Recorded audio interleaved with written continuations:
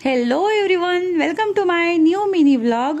शाळेमध्ये जेव्हा पालक येतात ना, तेव्हा आम्ही त्यांचं समस्या निरसन अशा प्रकारे करतो जणू काही आमच्या कुटुंबातील ती व्यक्ती आहे. जिल्हा परिषदच्या शाळांसोबत पालकांचं जेवढं कनेक्शन असते तेवढं मला नाही वाटत कोणत्याही प्रायव्हेट शाळांच्या पालकांसोबत राहत. शाळेच्या आवारामध्ये जी मोकळी जागा आहे तिथे ग्राउंडचं काम चालू झालेलं आहे. लवकरच खूप छान आणि मस्त आमच्या विद्यार्थ्यांसाठी ग्राउंड इथे खेळायला उपलब्ध होणार आहे.